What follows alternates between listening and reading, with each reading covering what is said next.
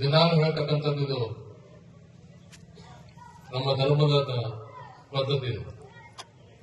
ನಾವು ಹೇಳಬೇಕು, ತಾವು ಕೇಳಬೇಕು. ಯಾಕಂದ್ರೆ ಹೃದಯದಲ್ಲಿ ಗುರು ಶಿಷ್ಯಂಗೆ ಪಡೆದ ಬುದ್ಧಿ ಕಲಿಸಿದ ಆಗಲಿ ಮಹಾಪ್ರಸಾದ ವಂದನೀಯ. ತ್ರೇತಾಯುಗದಲ್ಲಿ ಗುರು ಶಿಷ್ಯಂಗೆ ಪಡೆದ ಬುದ್ಧಿ ಕಲಿಸಿದ ಆಗಲಿ ಮಹಾಪ್ರಸಾದ ವಂದನೀಯ. ದ್ವಾಪರಯುಗದಲ್ಲಿ ಗುರು ಶಿಷ್ಯಂಗೆ ಜೇಂಕರ್ಷಿ ಬುದ್ಧಿ ಕಲಿಸಿದ ಆಗಲಿ ಮಹಾಪ್ರಸಾದ ವಂದನೀಯ. ಕಲಿಯುಗದಲ್ಲಿ ಗುರು ಶಿಷ್ಯಂಗೆ ವಂದಿಸಿ ಬುದ್ಧಿ ಕಲಿಸಿದ ಆಗಲಿ ಮಹಾಪ್ರಸಾದ ವಂದನೀಯ. ಕಾಲಗಳು ಬದಲಾದ ಹಾಗೆ ಕೃತಯುಗ, ತ್ರೇತಾಯುಗ, ದ್ವಾಪರಯುಗ, ಕಲಿಯುಗ ಒಂದೊಂದು ಕಾಲಕ್ಕೆ ಬಂದಾಗ ಮೊದಲು ಗುರುಗಳಾಗಿರ್ತಕ್ಕಂಥ ಶಿಷ್ಯರು ಬಡಿತಿದ್ರಂತ, ಬೈತಿದ್ರಂತ. ಆದ್ರೆ ಈಗೆಲ್ಲ ಎಲ್ಲಿ ಬಂದಿರ್ತಂದ್ರ ಗುರು ಶಿಷ್ಯಂಗೆ ವಂದಿಸಿ ಬುದ್ಧಿ ಕಲಿಸಿದ್ರೆ ಆಗಲಿ ಮಹಾಪ್ರಸಾದ ವಂದನೀಯ. ಈ ಸಂಬಂಧ ಗುರು ಶಿಷ್ಯರ ಸಂಬಂಧ ಎಂತದಂದ್ರೆ ಇದು ಅವಿನಾವ ಭಾವ ಸಂಬಂಧ. ಕಾಲಾಂತರದಿಂದ ನಡ್ಕೊಂಡು ಬಂದಿರ್ತಕ್ಕಂಥ ಸಂಬಂಧ. ಇದನ್ನು ನಾವು ಕೆಡಿಸಬೇಕು, ಅಳಗಿಸಬೇಕಾದ್ರೆ ಇದು ಆಗ್ಲಾರ ಮಾತ. ತಂದೆ ಮಕ್ಕಳ ಸಂಬಂಧ, ಗುರು ಶಿಷ್ಯರ ಸಂಬಂಧ, ದೇವರು ಮತ್ತು ಭಕ್ತರ ಸಂಬಂಧ ಹೆಂಗಿರ್ತದಂದ್ರೆ ಬಹುತೇಕ ನಮಗೆಲ್ಲ ಗೊತ್ತದ. ತಾಯಿ ಹಾಲು ಹಿಡ್ಕೊಂಡು ಬಂದು ಒಲೆ ಮೇಲೆ ಇಟ್ಟಿರ್ತಾಳೆ. ಒಲೆ ಮೇಲೆ ಇಟ್ಟು ಹಿಡ್ಕೊಂಡು ಬಂದಿರ್ತಾಗ ಒಟ್ಟಗಾಲ ಸ್ವಲ್ಪ ನೀರು ಹಾಕಿ ತೊಳೆದು ಆ ನೀರು ಕೂಡ ಹಾಲಿನ ಹಾಕ್ತಾರೆ. ಹಾಕಿ ಕೆಳಗೆ ಬೆಂಕಿ ಹಚ್ತಾರೆ. ಹಾಕಿರ್ತಕ್ಕಂಥ ನೀರು ಸುಡುತ್ತದ, ಬರೀ ಹಾಲು ಉಳಿತದ. ಹಾಲು ವಿಚಾರ ಮಾಡ್ದಂತ ನನ್ನ ಸಂಗಡ ಇನ್ನೊಬ್ಬ ಗೆಳೆಯ ಇದೆ, ಎಲ್ಲಿ ಹೋದೆವ ನೀರಿತ್ತಲ್ಲ, ನೀರಿಗೆ ಹಾಲು ಹುಡುಕಾಡ್ತದೆ. ಇನ್ನೊಬ್ಬರ ಗೆಳೆಯ ಇದೆ, ಎಲ್ಲಿ ಹೋಗಿ ತಿಳ್ಕೊಂಡು ವಿಚಾರ ಮಾಡಿ ಅವನೇ ಇಲ್ಲ ನಾನಲ್ಲ ಯಾಕೆ ಬದಲ್ ಬಗ್ಗೆ ತಿಳ್ಕೊಂಡು ಕೇಳಿ ಬಂದು ಬೆಂಕಿಗೆ ಬೀಳ್ತದ. ನೀವೇನ್ ಉಪ್ಪು ಬಂದಿರಿ?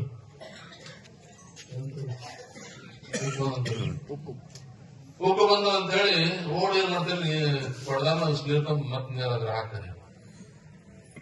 ತಮ್ಮಿಗೆ ಹಾಕೋದ್ ಬೇಡ, ಕೊಡ ಹಾಕೋದ್ ಬೇಡ, 4 ಕಲೆ ಹಾಕೋದ್ ಕೂಡ ಹಾಲು ಎಲ್ಲಿಗಿತ್ತು ಮತ್ತೆ ಅಲ್ಲಿಗೆ ಹೋಗ್ಬಿಡುತ್ತೆ, ಕಳಗೆ ಹೋಗುತ್ತೆ. ಹಾಲಂತ ಗೆಳೆಯನ್ ಎಲ್ಲಿ ಹೋಗಿದ್ದಪ್ಪ, ನೀನು ಬೆಂಕಿ ಹಾಕಿದ್ದು ಸತ್ಯ, ನಾನು ಬೆಳಕ್ ಹೊಟ್ಟಿದ್ದೆ ಬಂದೆಲ್ಲ ಬಾ ಅಂತ.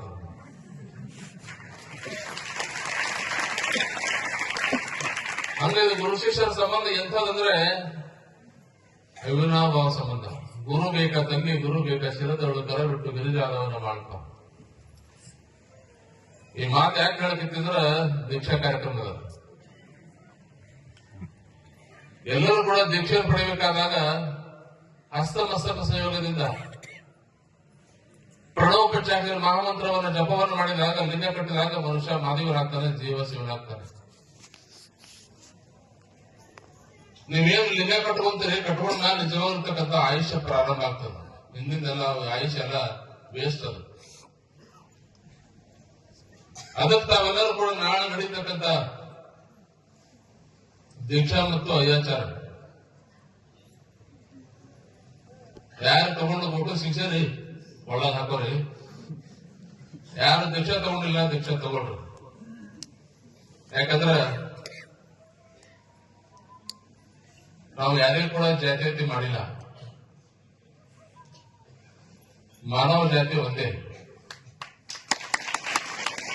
ಭಾರತ ಮಾತೆ ಮಕ್ಕಳಾಗಿ ಯಾವ ಧರ್ಮ ಇಲ್ಲ, ಯಾವ ಜಾತಿ ಇಲ್ಲ,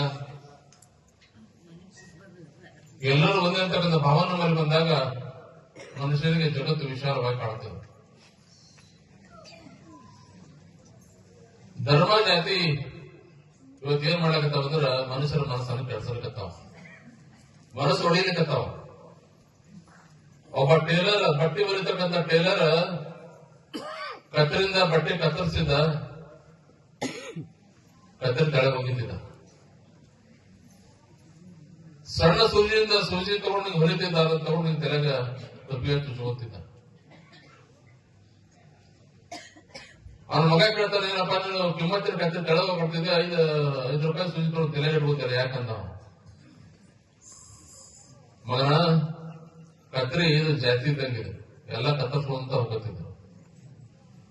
ಕತ್ತರಿ ಜಾತಿ ಇದ್ದಂಗ ಧರ್ಮ ಸೂಜಿ ಇದ್ದಂಗ, ಸೂಜಿ ಹೊಡ್ಕೊಂತ ಹೋಗ್ತದೆ. ಅದಕ್ಕೆ ನಾವು ಕತ್ರಿ ಆಗದೇನೆ ಸೂಜಿ ಆದ್ರೆ ಎಲ್ಲಾ ಧರ್ಮ ಎಲ್ಲಾ ಜಾತಿ ಒಂದೇ ಅಂತಕ್ಕಂಥ ಭಾವ ನಮ್ಮಲ್ಲಿ ಬಂತು ಅಂದ್ರೆ ಎಲ್ಲರೂ ಕೂಡ ಮಾನವ ಜಾತಿ ಒಂದೇ ಅಂತಕ್ಕಂಥ ಭಾವ ನಮಗೆ ಬರ್ತದೆ.